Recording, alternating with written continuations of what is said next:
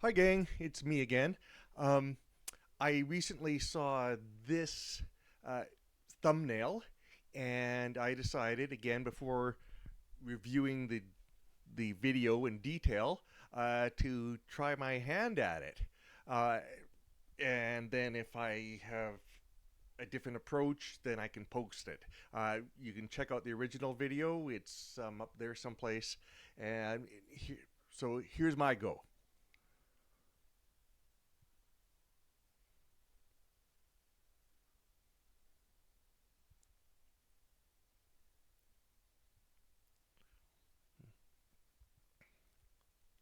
So this is a Diophantine equation, which is a snazzy, pantsy way of saying x, y, and z all need to be uh, whole numbers. Now, the linked video, goes into more formal number theory. I'm gonna just wing it. Okay, okay. And here we go. Um, let's choose z equals 2. So that means we've got 1/2 equals uh, 1 over x plus 1 over y. And now we're going to need a we're going to need a fraction that's smaller than a half, so we'll just choose a third. And now let's solve for y. Well, what do we have here? We need a common denominator, so that'll be 2/6 plus something equals 3/6. Uh, and what makes that work? It's gonna be 1/6. So that was really nice and fluky.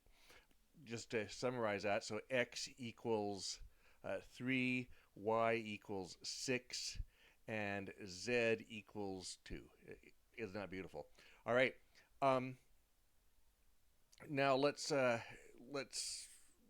try that again, and we're gonna use it. Well, let's keep z equals 2. So we've got 1/2, and let's choose again. We need to choose a a solution that's bigger than 2, so that we have a smaller number over here. We got 1 over something. All right. So again, we're going to sum. What do we need to do? We need to find a common denominator. So we're going to end up with 2/10 plus, and I'm just going to leave that, something. It's going to be a fraction plus 5/10. Or sorry, equals 5/10. So what is this? Well, this must be 3/10. And all of a sudden, we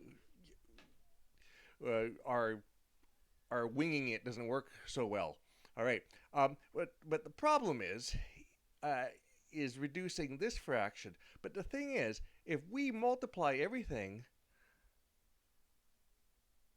by 1/3,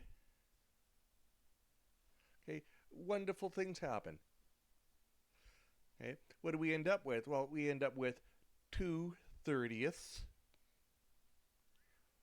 plus, well, the 3's are going to cancel out, so now we've got 1/10 equals uh, equals 5/30. And then now we can simplify these to over here, 1/15 plus 1/10 equals 1/6. Okay, and so this is the atom approach. You can always create this unknown. So that's my ad hoc solution. It's not generalized for pure mathematical consumption, but it works.